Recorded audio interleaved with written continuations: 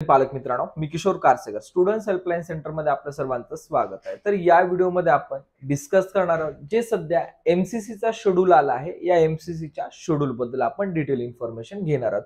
यातच काही विद्यार्थ्याला या ठिकाणी प्रश्न पण या ठिकाणी पडले आहेत की सध्या जो एमसीसी चा शेड्यूल आहे या शेड्यूल मध्ये आम्हाला सर्वांना या ठिकाणी पार्टिसिपेट करायचं आहे की एमसीसी मध्ये काही पर्टिक्युलर स्टुडंट्सला या ठिकाणी पार्टिसिपेट करायचं आहे। यातला अजून दुसरा एक क्वेश्चन काय आहे की सर आयुष काउन्सिलिंगला सुरुवात केव्हा होणार आहे, हा सुद्धा या ठिकाणी एक विद्यार्थ्यांना पडलेला प्रश्न आहे। तर वन बाय वन मी तुम्हाला ऑल क्वेश्चनचे या ठिकाणी आन्सर देणार आहे। सोबतच या ठिकाणी जोही आपला शेड्यूल आला आहे या शेड्यूल बद्दल सुद्धा आपण डिस्कस करणार आहोत की जेणेकरून विद्यार्थी पालकांना पूर्ण प्रवेश प्रक्रियेची क्लॅरिटी यायला हवी।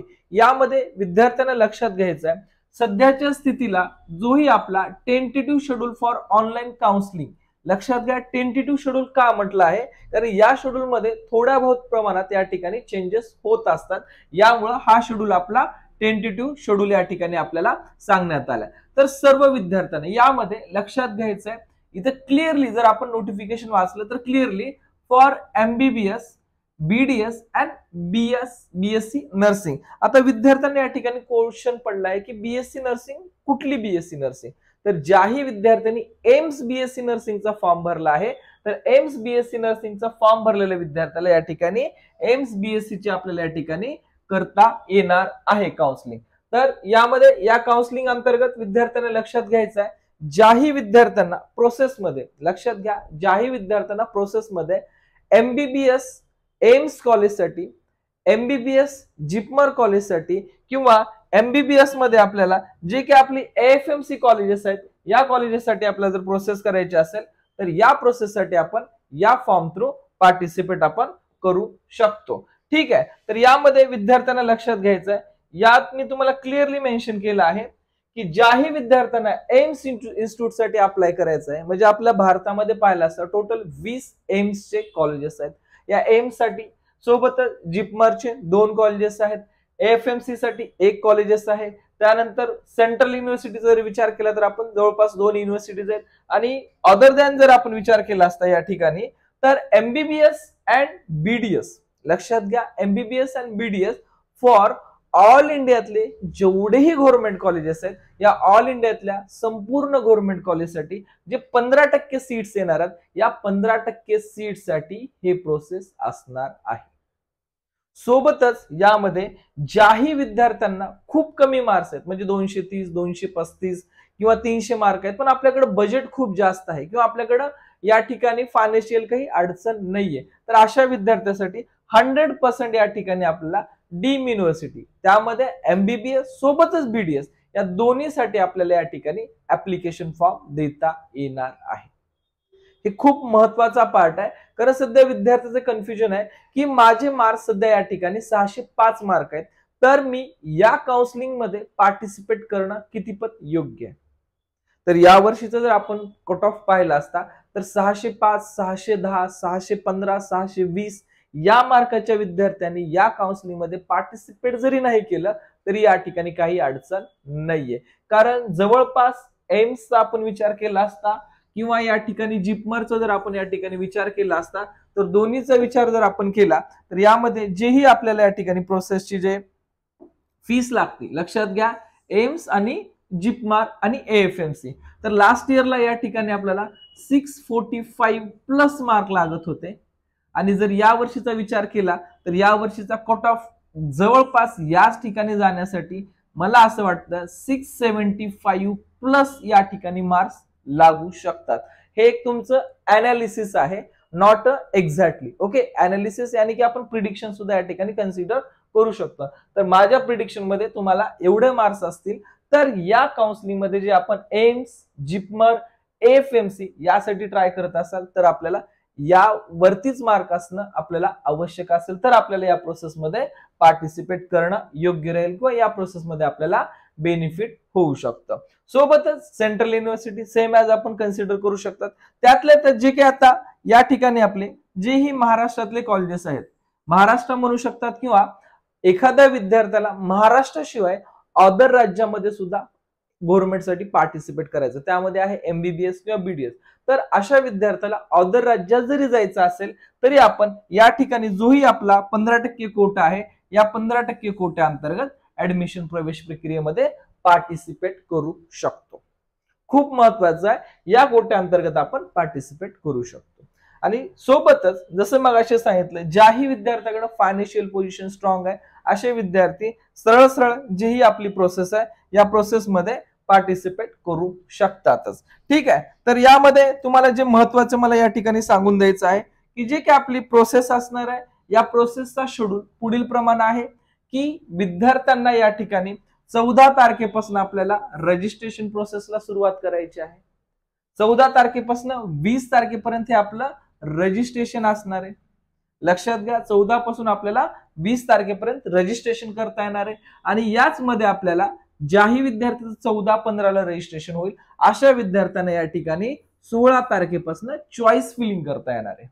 लक्षात घ्या, या चॉईस फिलिंग मध्ये फक्त आणि फक्त आपल्याला MBBS आणि BDS किंवा BSc नर्सिंग असे आपल्याला 3 पर्याय असतील.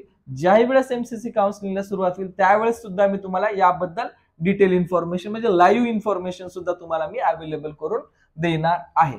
तर यामध्ये चॉईस फिलिंग मध्ये ज्या विद्यार्थ्यांना गव्हर्नमेंटसाठी अप्लाय करायचं सेपरेट आपल्याला सिलेक्शन करावं लागेल.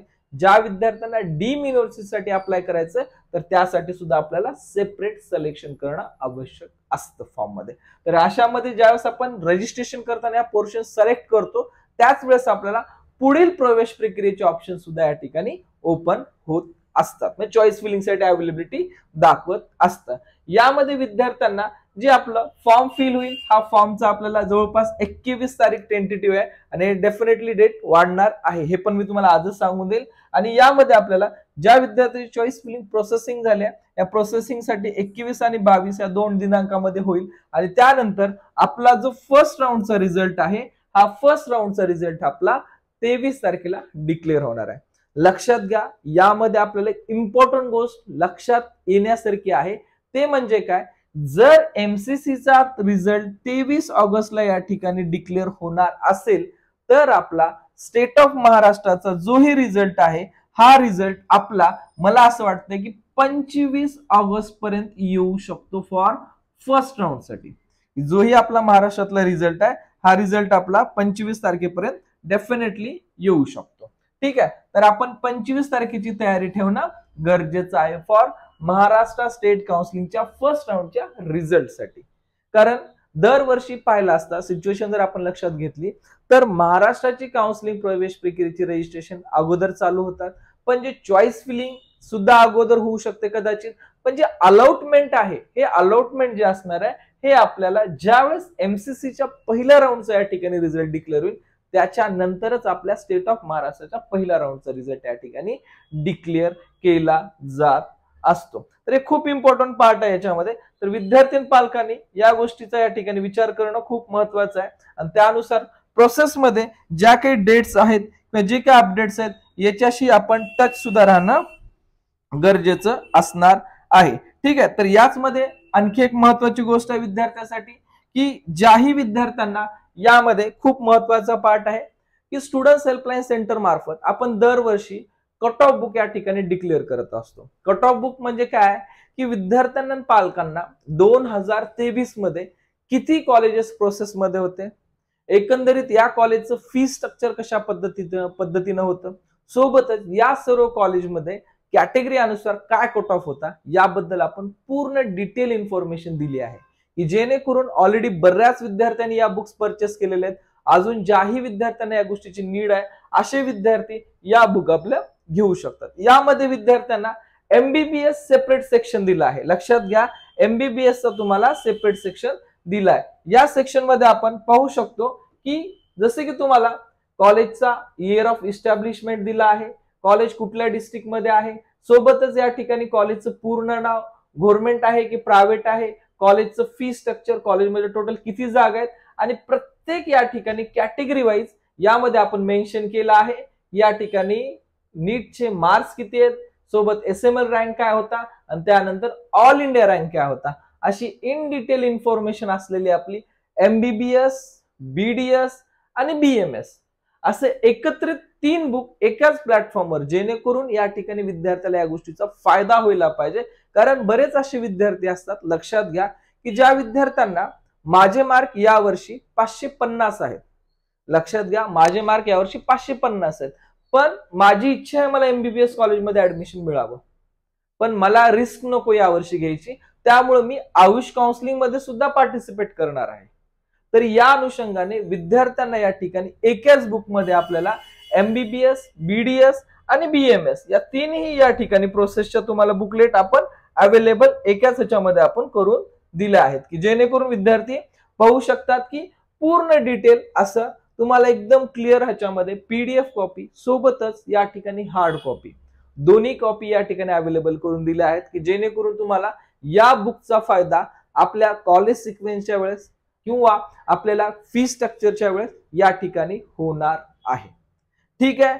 सोबतच या ठिकाणी आपण एक विद्यार्थी पालकांना एक अपडेटेड कोर्स किंवा अपडेटेड इन्फॉर्मेशन साठी आपण एक इंजिनिअरिंग मध्ये आपला ऑलरेडी ग्रुप एक्झिस्ट आहे, तसाच आपण जी काही आपली मेडिकल काउन्सिलिंग आहे या मेडिकल काउन्सिलिंग मध्ये सुद्धा आपण एक आपला ग्रुप या ठिकाणी जनरेट करणार आहोत, की या ग्रुपचं बेनिफिट काय असेल विद्यार्थ्यांना लक्षात घ्यायचंय.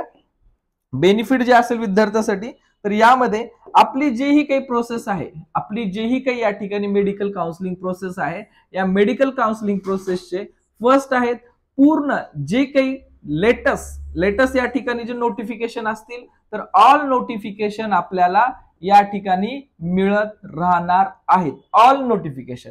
सोबतच या ठिकाणी या ग्रुपमध्ये आपण ऍडिशनल विद्यार्थ्यासाठी या ठिकाणी एक इन्फॉर्मेशन म्हणजे काय, की आपल्याला अदर राज्य, लक्षात घ्या, जसं आपलं महाराष्ट्र राज्य आहे, महाराष्ट्र राज्याशिवाय जे काही अदर स्टेटची जे काही काउन्सिलिंग आहे, तर अदर स्टेट काउन्सिलिंग बद्दल सुद्धा तुम्हाला या ठिकाणी पूर्ण अपडेट्स आपण अवेलेबल करून देणार आहोत. यामध्ये सर्वात महत्वाचा आणखी एक पार्ट आहे, की बरेच असे विद्यार्थी आहेत की या विद्यार्थ्यांना, की महत्वाची गोष्ट आहे की या विद्यार्थ्यांना काउन्सिलिंग सोबतच आपल्याला अब्रॉड ऍडमिशन साठी सुद्धा जायचंय. तर जेही विद्यार्थी अब्रॉड ऍडमिशन साठी प्रयत्न करणार आहेत, अशा विद्यार्थ्यांना या पूर्ण सर्व्हिसेस आम्ही आमच्या मार्फत प्रोव्हाइड करतो, की जेणेकरून आपलं ट्रस्टेड आणि 100% एक चांगलं अब्रॉडचं ऍडमिशन व्हायला पाहिजे. आणि ज्याही विद्यार्थ्याला पेड काउन्सिलिंग जॉईन करायची असेल, तर अशी विद्यार्थी या पेड काउन्सिलिंग ग्रुपमध्ये सुद्धा जॉईन होऊ शकतात. आणि यामध्ये महत्वाचं पॉइंट आहे, जे काही आपण अपडेट ग्रुप या ठिकाणी बनवला आहे, या अपडेट ग्रुपचा आपण फक्त शुल्क ठेवलं आहे 500 रुपये. लक्षात घ्या, फक्त शुल्क ठेवलं आहे आपण 500 रुपये. या 500 रुपयामध्ये विद्यार्थी पालकांना जेही आपली बुक आहे या बुकची सॉफ्ट कॉपी अवेलेबल होणार आहे. सोबतच या तुमच्या जे काही प्रोसेस आहे ऑल इंडियातल्या, त्या पूर्ण ऍडमिशन प्रोसेसचं इन डिटेल अपडेट तुमच्या अपडेटेड ग्रुपवरती येणार आहे, जेणेकरून याचा फायदा तुम्हाला पूर्ण काउन्सिलिंग मध्ये होणार आहे. यामध्ये आपण MCC पासनं, लक्षात घ्या, MCC पासनं ते पूर्ण भारतामध्ये जेवढ्याही ओपन स्टेट आहेत, लक्षात घ्या, भारतामध्ये जेवढ्याही ओपन स्टेट आहेत, की जे आपल्या महाराष्ट्रातील विद्यार्थी आहेत, तर महाराष्ट्रातील विद्यार्थ्याला अदर कोणकोणत्या स्टेटमध्ये ऍडमिशन घेता येणार आहेत, त्या ठिकाणचे rules, regulation, information brochures, rounds कधी चालू होणार, अशी इन डिटेल इन्फॉर्मेशन तुम्हाला आपण फक्त आणि फक्त या ठिकाणी आपण 500 मध्ये विद्यार्थ्यांना मिळवून देणार आहोत. तर जे विद्यार्थी इंटरेस्टेड आहेत, अशा विद्यार्थ्यांसाठी आपल्या डिस्क्रिप्शन बॉक्स मध्ये मी एक गुगल फॉर्म दिला आहे, ते गुगल फॉर्म तुम्ही भरून हे तुम्ही ग्रुप जॉईन करू शकता.